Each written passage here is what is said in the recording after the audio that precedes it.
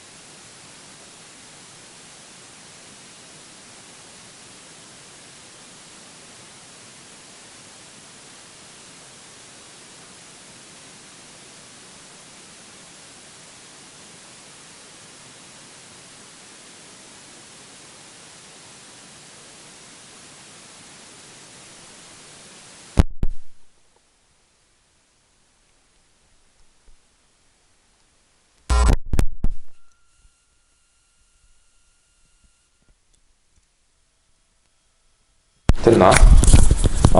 됐다. 하나, 둘. 어이, 진짜. 엉켰다. 하나, 둘. 마이크 테스트. 됐죠? 마이크 뜨는 봐봐, 움직이는 거 보면 됩니다. 됐죠? 됐다. 얘들아, 마이크 때문에 약간 시간이 걸렸습니다. 참나. 엉망진창이다, 지금. 됐어. 자, 마이크 관계상 조금 시간이 걸렸습니다. 그래서, 일단은, 너네 1894년이라고 하는 이 해를 잘 기억해야 돼. 알겠습니까? 이게 1894년은 되게, 중요했던 해입니다. 알겠어? 우리 역사상 굉장히 중요했던 해. 언제? 4년이라고 하는 시대가 되게 중요해요. 그래서 이 갑오기억이 일단 일어나게 된 배경은 같은 해입니다. 1894년. 첫 번째 뭐가 터졌다? 동학 농민 운동이 발생했던 해가 바로 1894년이야. 그리고 이 동학 농민 운동 때문에 또 우리가 이 진압 과정에서 동학농민운동을 진압하는 과정에서 정부 입장에서는 그렇죠. 진압하는 과정에서는 청나라 군대가 들어오게 되지. 또다시. 근데 거기에 또 1+1으로 일본 군대가 딸려왔고 걔네들이 싸워요. 결국. 이게 됩니까? 그게 청일전쟁이죠. 청일 전쟁이 터지면서 이와 동시에 일어났던 게 바로 뭘까? 이와 동시에 일어났던 게 바로 갑오개혁이야. 갑오개혁.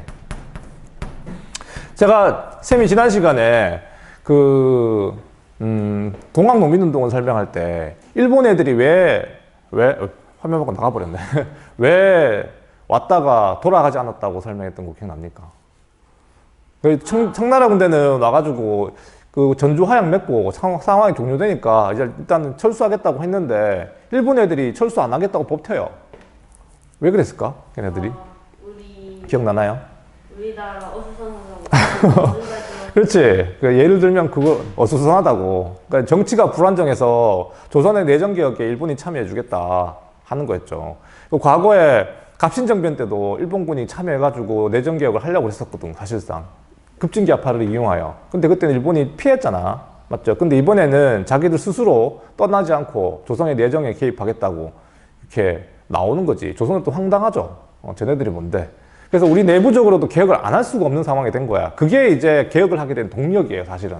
알겠습니까? 그러니까 일본이 이렇게 대놓고 군대를 파견하고 조선 내정을 갖다가 개혁하겠다고 나오니까 우리 스스로 개혁을 하지 않으면 일본의 간섭을 받을 수 없는 상황이잖아. 받을 수밖에 없는 상황이잖아. 맞죠? 그래서 이제 시작된 게 갑오개혁이야. 처음에는 교정청 설치해가지고 나름대로 뭔가 개혁에 제스처를 취했지만 갑신정변 때 도망갔던 그 급진기아파들이 일본과 함께 다시 돌아옵니다. 알겠나요? 걔네들이 다시 이제 개혁의 주체가 돼가지고 온건계파와 급진계파, 그 다음에 흥선대원군을 지지했던 사람들까지 포함해가지고 모두 다 참여하는 그런 개혁기구를 만들게 되고, 그렇게 해서 시작된 게 바로 1894년의 갑오개혁입니다. 알겠나요? 갑오개혁은 그래서 총 3차례, 3부분 나눠가지고 공부해야 돼요. 머리, 가슴, 배. 곤충도 아니고. 알겠습니까? 1차 뭐라고? 갑오개혁이 있고요. 알겠습니까? 2차 갑오개혁으로 넘어가게 된 계기가 뭐냐면, 얘들아, 2차 갑오개혁으로 같은 개혁인데 조금 성격이 좀 달라요. 누가 개혁을 하는가에 따라서 성격이 달라진 거지. 알겠습니까? 누가 개혁을 하는가, 누가, 후. 알겠습니까? 후. 누가 개혁 주체인가를 잘 파악해두면은, 이걸 왜 1차 갑오개혁, 2차 갑오개혁 이렇게 나누는지 나도 참 이해가 안 됐어요. 같은 갑오개혁인데. 안 그렇습니까? 근데 이걸 누가 개혁하는가만 잘 기억하면 돼. 누가. 알겠습니까? 누가. 알겠어? 그래서 요 중요한 요 사건이 하나 있는데, 요거 사건 이후에는 개혁을 하는 주체가 조금 바뀌어요. 그래서 이걸 갖다가 2차 뭐라고? 2차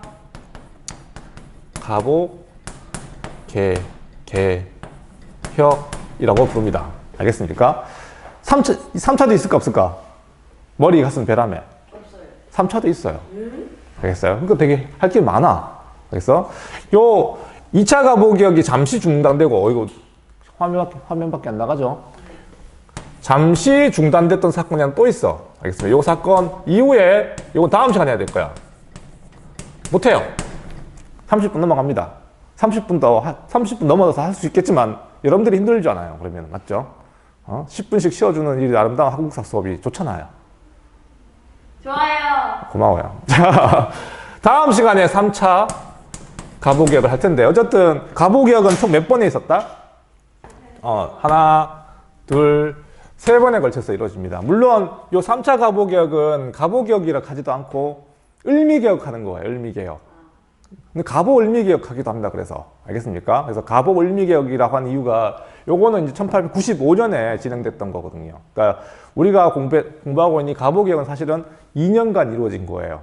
1894년부터 그 이듬해인 1895년까지 이어졌던 우리 근대적 개혁을 갖다가 갑오을미개혁이라고 부릅니다. 알겠나요? 정확하게는 갑오을미개혁을 말하는 거예요. 이게 3차 갑오개혁을 말하는 거예요. 알겠습니까? 오케이. 자, 그러면 일단은 1차 갑오개혁은 아까 설명했다시피 조선 내부에서도 더 이상은 개혁을 미룰 수 없는 상황이 됐어요. 동학농민운동이 터졌잖아, 맞지? 이게 여러 가지 문제점이 터진 거예요, 사실은. 그 이전부터 누적돼 왔던 여러 가지 어떤 개혁을 미뤄왔던 그런 상황들. 10년간 얘들아, 과거에 10년 전에 정치개혁을 하려다 실패했었지. 그게 뭐였었어요? 과거에 10년 전에 개혁을 하려다 실패한 사건. 그거요. 급진기아파들이 일으켰던 갑신정변. 우리 그거 잘 기억해요. 강인갑, 동갑, 을화독대. 그 순서대로 하는 거야, 지금. 외울 수 있겠습니까, 예나씨? 네. 강한석? 네. 강인갑, 동갑, 을화독대. 임민주씨? 네. 외워주세요. 왜? 자, 아니, 근데 사람이 있으니까 정말 좋아. 내가 외롭다니까, 예나, 맞죠? 내가 6번 수업 때만 좀 이렇게, 좀, 뭐라 해야 되나. 가슴이 따뜻해져요. 아무도 없는 교실에서 이러고 있으니까. 알겠어요? 자, 하여튼 강인갑, 동갑, 을화독대, 그거 뭐, 그냥 공부할 때 되게 유용합니다. 근대사 공부할 때는. 외워둬야지 뭔가 좀 자꾸 떠올라. 아, 이 사건 전에 이 사건이 있었지. 그 사건은 뭐지? 이렇게 좀 머릿속 정리가 되니까. 근현대사는 다시 얘기하지만 순서예요, 순서. 사건의 순서를 잘 기억해 두는 거. 그래서 10년 전에 했었던 갑오개혁이 실패로 돌아가면서 10년간은 아무런 정치개혁이 없었습니다. 10년간 정치개혁이 없었다는 건 그냥 사회가 멈춘 거예요. 시대가 저렇게 막 변하고 있는데 주변 국가들을 봐봐, 지금. 막, 식민지가 안 되려고 저렇게 발버둥 치면서 뭔가 변화하고 있는데 우리는 아무것도 안 했다고. 이해됩니까? 그러다가 이제 갑자기 이제 개혁을 시작했던 겁니다. 이것도 동학농민운동도 그런 정치는 썩어 있고, 알겠습니까? 시대의 변화에 맞춰가지고 나라는 변하지 않고, 백성들의 삶은 더 힘들어지고, 그러니까 폭발한 거지. 이해됩니까? 그러니까 처음에 교정청을 설치했었어요. 교정청. 전주화약을 맺고, 얘들아. 기억나나 모르겠다. 동학농민운동 과정에서 전주 하약을 맺고 정부도 나름대로 개혁을 하려고 만든 기구가 교종청이었습니다. 근데 사실상 이건 제대로 기능을 못해요. 알겠습니까? 왜? 방금 전에도 얘기했다시피 일본이 사실상 이제 경복궁 점령하고 영향력이 커지니까 일본으로 도망갔던 누가 다시 돌아온 거야? 누가? 자, 이제 이게 중요한 거야. 갑오개혁 때, 자, 일본으로 돌아갔던 누가 돌아왔다고? 컴백했어요. 컴백. 컴백! 누구? 일본에서요? 컴백. 급진기아파들. 도망갔던. 맞지? 우리 급진기아파들 갑신장병 이렇게 다 실패했다고 내가 설명했잖아. 걔네들이 다시 돌아오는 겁니다. 박영효라든가 이런 사람들. 알겠습니까? 김옥균은 못 돌아왔어요. 죽었습니다. 직전에 죽었어요. 안타깝게도. 알겠습니까? 김옥균 죽고요. 이제 일본에서 죽은 건 아니고 저 홍콩에서 암살당했어요. 내가 지난 시간에 생각이 안 났는데 그게 홍종우라는 사람이었거든. 홍종우. 나중에 홍종우 얘기도 좀 해볼게요. 그 옛날에 우리나라에서 최초로 생각해봐요. 프랑스에 유학 갔던 사람인데 프랑스에 가가지고 어떻게 하고 다녔냐면 가 쓰고 도포자락 입고 다녔어요. 프랑스에서요? 파리에서. 파리에서 가 쓰고 이렇게 멋있잖아. 그 시대에. 알겠습니까? 그러고 다녔던 사람이야. 그 사람이 프랑스어를 최초로 했던 사람이라고. 조선 사람 중에 최초로. 파리에서 우리나라 너네 문학 시간에 배웠는지 모르겠지만 우리나라 소설 중에 가장 먼저 번역됐던 소설이 영어로 번역된 게 아니고 프랑스어로 번역됐었어요. 그 사람이 한 거거든. 홍종우라는 사람. 이 사람이 프랑스에서 파리에서 공부하면서 우리나라 소설이었던 춘향전을 갖다가 처음으로 춘향전 이제 프랑스어로 번역해가지고 프랑스에 알렸죠. 하여튼 그렇습니다. 우리나라 최초로 번역된 소설은 바로 춘향전입니다, 사실은. 근데 이 사람이 김옥균을 죽였다니까. 어쨌든 다시 말하면 이거 홍종우라는 사람도 사실은 약간 개화된 지식이 됐는데 김옥균을 갖다가 결국 암살했는데 그건 나중에 설명해 주면 길어지니까 왜 죽였는지 책도 있는데요. 필요한 사람 책 빌려줄게요. 왜 나는 김옥균을 쏘았나. 하여튼 암살당하게 됩니다. 그래서 어쨌든 돌아왔던 사람은 급진기아파 중에 박영효 같은 사람들, 이런 사람들이 대표적인 사람이었습니다. 육일준 이런 사람도 있었지만 좀 성격이 달랐고 하여튼 급진기아파가 돌아오게 돼요. 그래서 이제 시작했던 게 뭐냐면 교정청 대신에 이제 근대적인 개혁기구로 얘들아 개혁을 추진해 나가는 근대적 개혁 기구를 새로 설치하게 되는데 그게 바로 뭐냐면 얘들아 잘 외워둬야 되는 거 바로 군국기무처라고 하는 걸 설치하게 돼요. 완전 중요. 알겠습니까? 이게 되게 중요합니다. 이거 군국기무처가 초기에 했던 일이 되게 했던 게 많았거든요. 너네 이제 외울 게 또 하나 생겼는데 이게 이제 생기면서 너네 또 헷갈리는 게 뭐냐면 너네는 몰라. 그냥 외우면 끝나는 문제긴 하지만 그 비슷한 성격의 개혁기구가 하나 더 있긴 있었어요. 과거에. 이제 나랑 했으니까 이제 기억할 수 있어야 돼요. 뭐가 있었지? 1882년 조선 책략이 유포되고 난 뒤에 이제 이제 개화도 해야 되고 여러 가지 어떤 개혁기구들을 만들기 시작하잖아. 네. 몇 글자예요? 왠지 통나무를. 통리기무. 그래, 통리기무하면 기억나야 되는 거야. 맞죠? 얘들아 듣고 있니? 나 지금 예나는만 보고 있어요. 지금 민주하고 이제 화면을 안 보고 싶어요. 이게 노트북 앞에 펴놓으면 눈이 이렇게 돼요. 이렇게 돼가지고 너네 화면상 보면 계속 내가 눈이 이렇게 약간 카메라를 안 보고 자꾸 이거 보니까 이렇게 봐야 돼. 이렇게 카메라 봐야지. 정확하게 잘 나오는데 애들이. 고마워요. 이 삭막한 교실에서 그래도 웃음소리 들리고. 이게 좋은데. 왜? 하여튼, 봐봐. 통리기무하면은 이제 비교할 수 있어야 돼요. 이거 그냥 외우면 되긴 해요. 근데 여러분들 이거 근대적 개혁기구 막 나오는데, 그거는 뭐고 이건 또 뭡니까? 통리기무하면하고 군국기무처의 차이점. 뭘까요? 통리기무하면, 군국기무처, 차이점. 아는 대로 한번 얘기해봐요. 인민주의, 어떤 차이가 있을까요?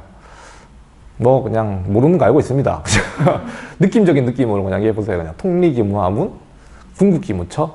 뭐가 다르지? 옛날에 난 그랬거든요. 나도 고등학교 때 이거 공부할 때. 아이, 도대체 이걸 왜 외우나 도대체. 그냥 하나를 하지. 통리기무하면 나왔으면 같은 통리기무하면 하지. 그런 생각도 해봤고. 자, 이게 명칭의 차이를, 일단 명칭의 차이뿐만 아니라 중요한 거는 개혁의 어떤 힘이야. 개혁의 힘. 다시 말하면 우리가 배웠던 통리기무하면은 그 당시에 권력기구였던 의정부라든가 비변사 이런 거 그대로 남아있던 비변사는 없어졌죠. 없어졌지만 삼군부로 바뀌어가지고 그걸 통리기구하면 이어진 건데 의정부라고 하는 원래 개혁기구는 아니지 원래 통치기구에 있는 거죠. 이해됩니까? 그럼 통리기무하면은 똑같은 동급으로 있는 그 기구예요. 다시 말하면 되게 뭐라 해야 되나? 실장이 있는데 실장이 있고 또 다른 실장이 또 있는 거야. 이해됩니까? 그러니까 기존의 질서체제와 새로운 질서체제가 같이 존재하는 거지. 이해됩니까? 의정부를 없애버린 게 아니라고요. 그러니까 의정부는 그대로 있고 통리기무하면은 개혁을 담당하는 기구로 남아있는 거예요. 두 개가 같이 있는 거지. 그러니까 근본적인 개혁이 아니야. 아니죠. 이해됩니까? 새로 개혁이라고 하는 거는 있던 걸 싹 다 밀어버리고 새로 만드는 게 개혁이잖아. 그때 했던 개혁은 동도소기론이라 해가지고 기존의 질서는 그대로 두고 새로운 질서를 받아들이는 과정이었단 말이야. 이해됩니까? 그러니까 통리기무하면은 기존에 있던 구식군대 그대로 다 있고요. 이해됩니까? 신식군대를 얘네들 중심으로 만들고 외교 업무라든가 이런 거 전부 다 통리기무하면 통해서 하고 그러니까 이게 두 개로 분리돼가지고 동시에 같이 있는 거라고. 이해됩니까? 되게 비효율적이죠. 자, 그런데 이 궁극기무처는 새로운 입법기구예요. 입법기구. 다시 말하면 이제는 다 뜯어고치는 겁니다, 이거는. 윈도우를 새로 까는 거야. 새로운 폴더를 만드는 개념이 아니고, 이해됩니까? 컴퓨터를 갖다가 새로 이제 밀어버리고, 새로운 시스템을 다시 장착하는 기능을 하는 게 바로 이 궁극기무처예요. 힘이 셀까, 약할까? 힘이 어마어마하게 셌던 겁니다, 이거. 알겠습니까? 왜 이렇게 강력하게 이제, 개혁을 추진할 수 있었냐면, 아까 얘기했다시피, 이 컴백한 급진기아파와 동시에 누가 있었다는 거예요, 여기서는. 온건 개화를 주장했던 개아파. 그러니까 실무자들, 관료파라 얘기하면 됩니다, 관료파. 좀 어렵지만, 그냥 온건 개아파와 또 누구? 급진기아파가, 급진 개화파가 함께 힘을 합쳐가지고, 이제는 힘 합친 겁니다, 알겠어요? 그래가지고 운영했던 게 궁극기무처예요. 이해됩니까? 그러니까 과거에 얘네들 두고 계속 싸웠잖아. 맞죠? 개혁의 속도와 그 다음에 뭐 외교적인 성향, 얘는 친정파다, 얘는 일본파다 이러면서 싸웠잖아. 맞지? 이러면서 뭔가 에너지를 다 낭비해버렸는데 이때는 얘네 둘이가 힘을 합쳐가지고 개혁을 추진한 거야. 물론 여기 또 대원군파도 있습니다. 너네 교과서에 대원군, 그냥 대원군이 붙겠다는 말도 나와요. 알겠습니까? 그게 무슨 말이냐면, 흥선대원군 내가 얘기했잖아. 초창기에 내정기에 갈 때는 괜찮았는데, 얘가 계속 아들을 조종하려고 그래요. 그게 이모군란이었고요. 또다시, 이제는 일본에 등이 업혀가지고 또 등장한 겁니다. 얘가. 뜬금없이 일본을 등에 업고 다시 정치에 등장한 거예요. 10년 만에 다시 정치하려고. 고종은 이때 어떻게 됐을까? 고종은 또다시 뒤로 물러나는 거죠. 이해됩니까? 개혁은 얘네들이 기획해 나가는 거고, 흥선대원군이 다시 또 앞에 전면에 등장한 겁니다. 그 일본도 고종을 갖다가 그냥 대놓고 무시하기는 어려웠으니까 자기 아버지를 얼굴마담으로 밀어놓고 흥선대원군도 다시 권력을 잡고 싶었으니까 일본 뒤에 업고 다시 또 정치에 등장한 거죠. 이렇게 해가지고 추진했던 게 바로 궁극기무처의 개혁이었었어요. 어마어마한 개혁을 해 나가요. 자, 내용을 볼까요? 내용. 이때 했던 개혁의 내용 하나하나 다 중요합니다. 자, 일단은 이렇게 나눠볼게요. 자, 정치 면에서가 가장 큰 개혁, 정치 면에서. 그 다음에 경제 면에서 중요한 개혁. 많은데 하나씩 많은 겁니다. 알겠어요? 그 다음에 사회 면에서 중요한 개혁. 자, 정치적인 면에서 가장 중요한 개혁은, 얘들아, 여러 가지가 있는데, 첫 번째, 과거제를 폐지해버립니다. 과거제가 정치제도이기도 합니다. 사실은. 알겠어요? 관료를 뽑는 제도이기 때문에. 너네 느낌이 안 오죠? 과거제 폐지가 얼마나 어마어마한 건지. 너네 느낌으로 얘기해 줄게. 너네가 느낄 수 있는 그 과거제 폐지의 느낌. 갑자기 정부가 오늘 수능을 폐지하겠대요. 갑자기. 알겠어요? 갑자기, 정부가 수능을 폐지하겠습니다. 이러면 어떻게 될까? 이러면 너네는 좋죠? 너네는 좋아요. 왜냐면 상관없지 뭐. 이제 시작하는 단계니까 이제 고1 된 지 얼마 안 됐는데 뭐 그냥 그에 맞춰서 또 하면 되죠. 근데 문제는 너네는 이제 2년, 3년 뒤에 칠 시험이니까 상관없지. 근데 문제는 고3들 어떻게 해요? 고3들. 얘네들 3년 내내 지금 뭐 수능 공부만 한 건 아니겠지만 수능이 중요한 애들도 있잖아. 맞죠? 그네들은 갑자기 뻥치는 거죠. 이 과거제가 얼마나 오래된 제도입니까? 무려 고려시대부터 시행해온 제도예요. 고려시대부터. 본격화된 건 사실 조선시대이긴 하지만 그래도 이게 천년묵은 제도라고 우리나라에서. 그 당시 조선에서는 이게 과거 시험을 준비하는 사람들이 많았습니다. 관료가 되려면 이거 쳐야 되니까. 이걸 갖다가 원래는 공식적으로는 3년에 한 번 치는 거거든요. 너네 수능은 그래도 1년에 한 번씩 치잖아. 근데 과거 시험은 공식적으로는 3년에 한 번이야. 떨어지면 3년 또 공부해야 됩니다. 알겠어요? 이런 식으로 공부하면 10년씩 공부하는 건 기본입니다, 기본. 10년, 20년 과거 시험 공부한 사람이 수두룩한데 갑자기 폐지. 헐. 들이 되는 거죠. 알겠습니까? 그렇지만 이게 이제 사실은 이제 뭐 성균관을 중심으로 했던 그 과거 시험 자체가 이제 시대에 맞지 않는 교육 제도인 거죠.